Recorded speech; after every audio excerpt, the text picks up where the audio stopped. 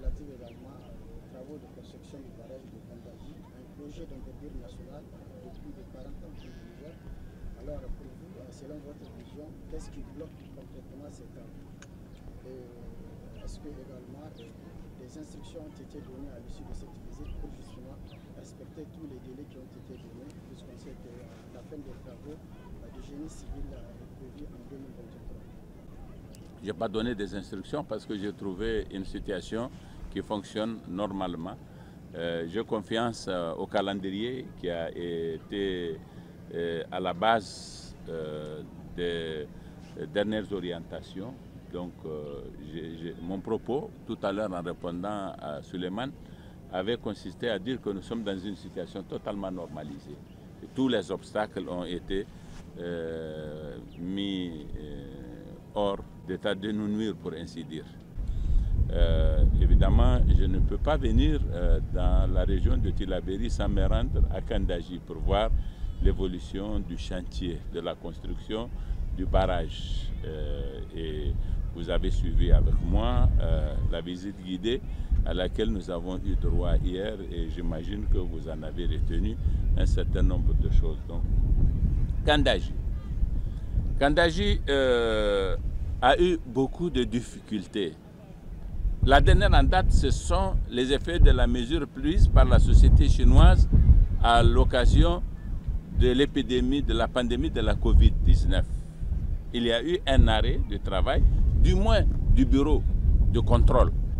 Mais cette difficulté, on l'a passée. Hier, vous avez fait le déplacement avec moi, vous avez vu que l'endroit est totalement asséché. Ça, c'est un grand bras du fleuve. Là, il y avait de l'eau, hein. C'était le fleuve, là. Il y a eu un travail en amont qui en a détourné le cours. Et ça a l'air d'être totalement sec maintenant, comme s'il n'y a jamais eu de l'eau. Il y a de l'eau, et lorsque le barrage qui a été fait pour qu'il y ait ce contournement-là sera levé, l'eau va revenir ici.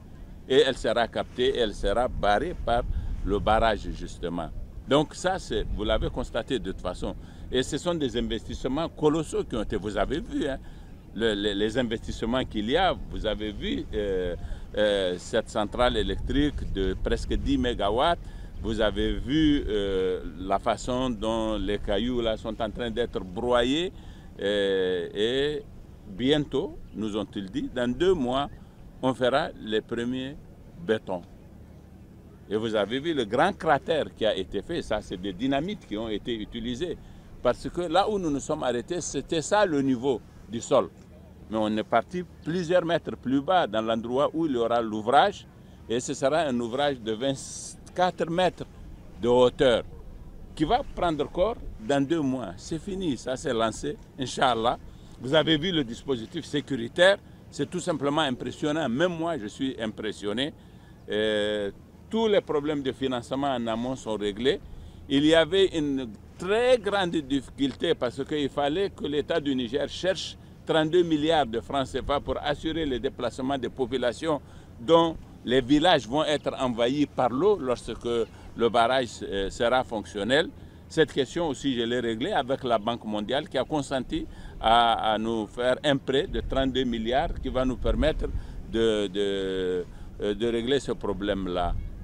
Et donc, par conséquent, nous sommes partis pour que, dans quelques mois, vous veniez pour trouver un ouvrage qui est en train de prendre forme, beaucoup plus que ça n'avait été le cas hier. Donc, il n'y a pas de malédiction. Et s'il y en avait une, elle est totalement réglée. Si il y en a qui pensent qu'ils ont des fétiches qui ont bloqué le projet, nous avons eu raison de ces fétiches-là. Hein. Je sais qu'il y a beaucoup d'animistes qui peuvent avoir des superstitions de ce genre-là encore, parce que nous sommes musulmans, mais nous avons tendance à penser comme des animistes jusqu'à présent. Mais tout ça est terminé, Inch'Allah.